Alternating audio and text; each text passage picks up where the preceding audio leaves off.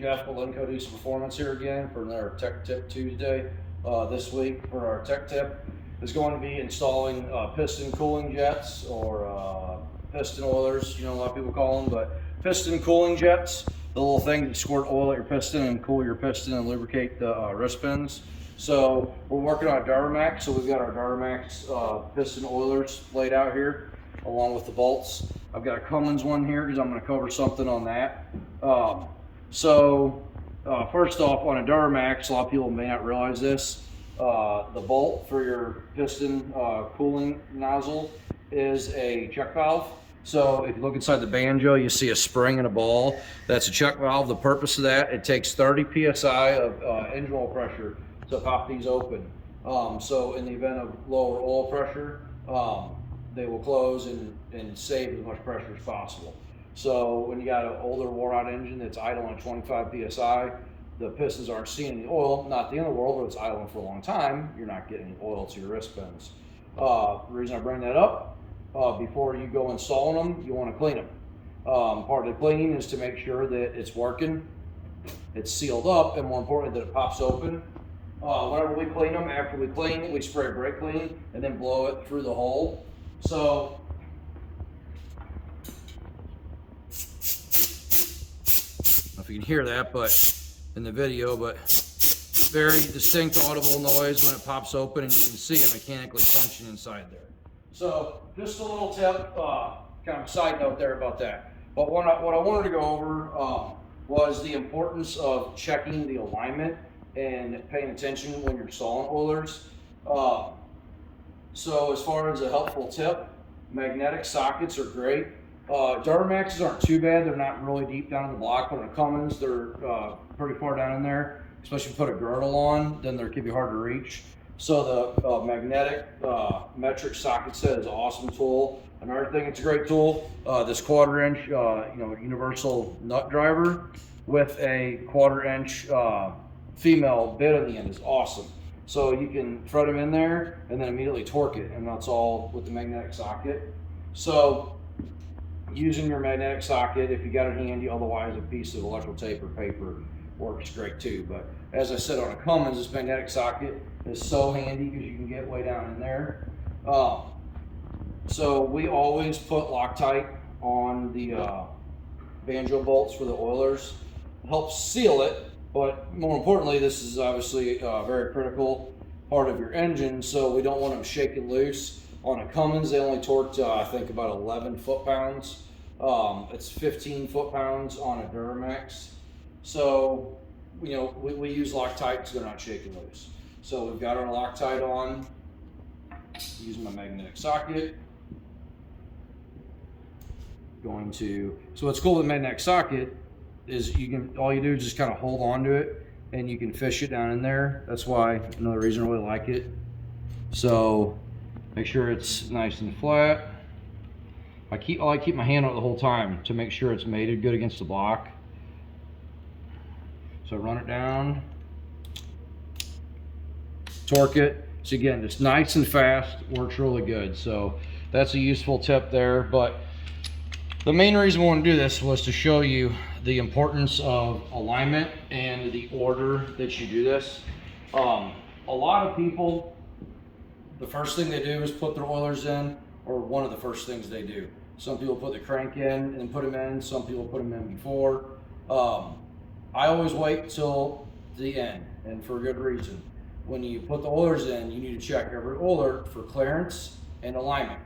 The oiler squirts into a passage on a cast piston, and you got to make sure it's lined up properly or it's not doing its job. Also, as far as clearance, very important. If you put them in there first, it's easy to forget about. So, got this one here. Let's come over here and get this oiler, and I'll get my light on it. So if you look down, you see that oiler is spraying into that boss in the piston right there. That's a cooling passage. That's where it's supposed to spray. That distributes oil around the piston. So you see my oiler, you see how it's lined up. So I will go around on every one, I'll check it, make sure it's lined up, which that one's lined up perfectly centered. If you come over here, you see there's plenty of clearance in the bottom of the piston skirt. So see right down there, you want to come up get that piston all the way down at the very bottom of the bore, right there. Make sure it clears all the way around. A piece of wire is handy if you're ever in question. You can get a piece of wire, 90 to 100 thousandths is ideal for minimum clearance there. So like I said, you want to check alignment and clearance. So as I said, I prefer to put them in one of the last things before I put the pans on. Even on a engine that's getting a girdle, a lot of times I'll wait for this exact reason, to check clearance and alignment. So come over here and I'm going to show you why we decided to use this for tech tip on this given day. First one I put in, I get it in, I torque it, I roll the engine around to check for alignment, and you see that? I'm going to back it up again.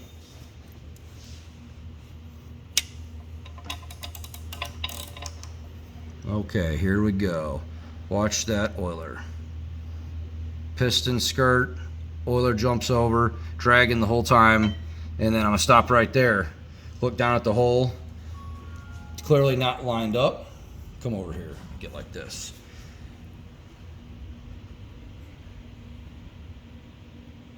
So you can see how that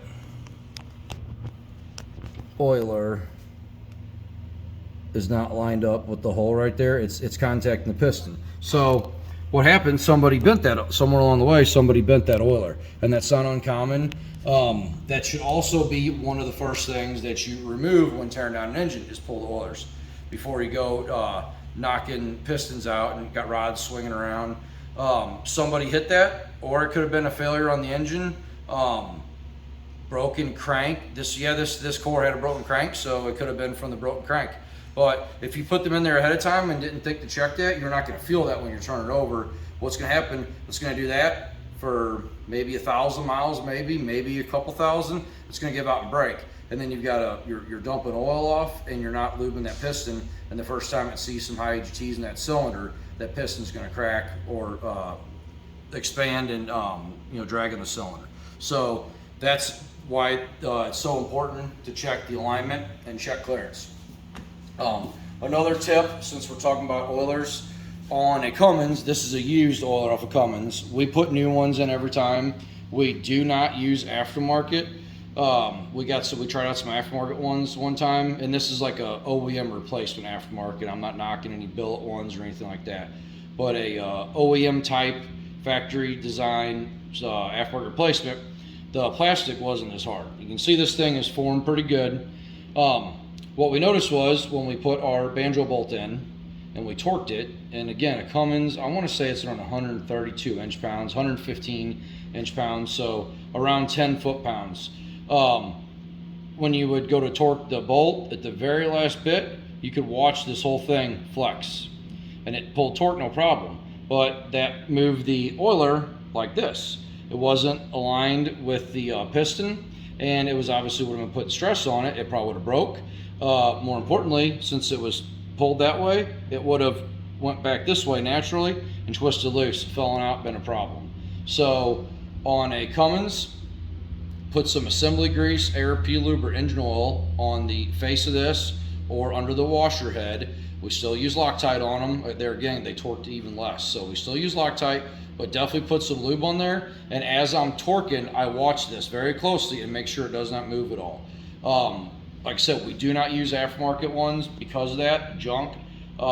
We only use OEM, but very important on the Cummins also, make sure that when you push this down nice and flat, that this little dowel is fully engaged and doesn't try to rock or pop out at all. I've seen that as well from a defective one. So oiler alignment, very important. So everybody kind of has an idea what these do, or might know exactly what they do, but oiler alignment and oiler clearance, very important. So that's the purpose of this. Again, the magnetic socket's a great trick. It's cool, it works, it saves time. Like I said, on a Cummins, when you're getting down in there, it works out really good. So whether you want to go buy them or not, you can buy them individually. Get a 10 millimeter, 12 millimeter, you'll be covered for most stuff, but works really good. And then something else while we're talking tech tip. So we have a sheet for our engine builds.